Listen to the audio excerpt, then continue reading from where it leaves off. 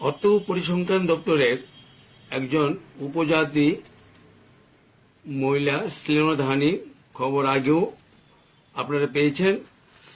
গত 7 জানুয়ারি 2022 তারিখে এবং 29/1/2022 তারিখে চিরঞ্জীব ঘোষ নামে ডিস্ট্রিক্ট স্ট্যাটিস্টিক অফিসার ওনার বিরুদ্ধে একটা মামলা হয় শ্লীলতাহানির আন্ডার সেকশন 354(1)A আইপিসি। এই মামলাটা শুনানি চলছে। মাননীয়া শ্রীমতী দীপা ভট্টাচার্য জুডিশিয়াল মহাশয়া, judicial magistrate, first class, court number 5।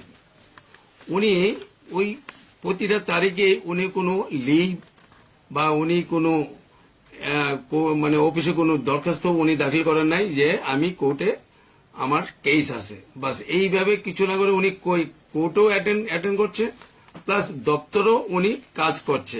কিভাবে কাজ করছেন?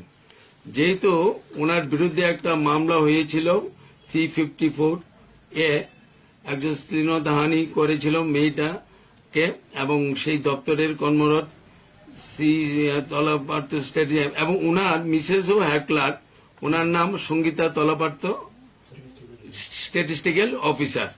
দুজনে মিলে এই অধিকর্তা মহোদয়কে ম্যানেজ করে নেন। কিভাবে ম্যানেজ করে নিচ্ছেন আমিও জানি। আমাদের যে দেশে তো আমরা তো সবসময় আমরা জানি যে বেটি বাঁচাও বেটি পড়াও। এইভাবে যদি হয়, জনজাতি এক মেয়েটা আমার তো সবে চাকরি পেয়েছে, বাবার চাকরিটা পেয়েছে। সেই বাবার চাকরি পাওয়ার সুবাদে বিকাল 5টা পরে শ্লীলতাহানিটা হয়েছে, এখন কেস পেন্ডিং।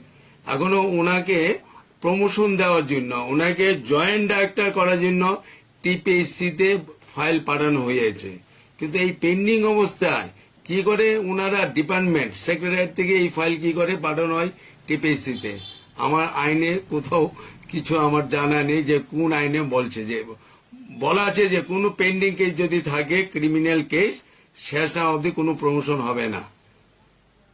এই হলো আমাদের ত্রিপুরা রাজ্যে।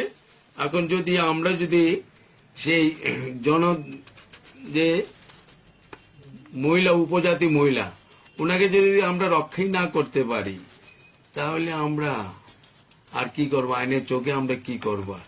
এখন কে এটা ইনকোয়ারি করবেন যে উনি প্রতিটা তারিখে আসামি? উনি কোর্টের মধ্যে টিল নাও এখনো আসামি। উনি আসামি হয়ে প্রতিটা তারিখে উনি অফিস করছেন, কোর্টে অ্যাটেন্ডেন্স দিয়ে উনি অফিস করছেন। কিভাবে? এই হলো আমার দাবি, হলো যে একটা বিচার কিভাবে নীরবে কাঁধে দিন দিন দেখতে পারবেন আপনারা।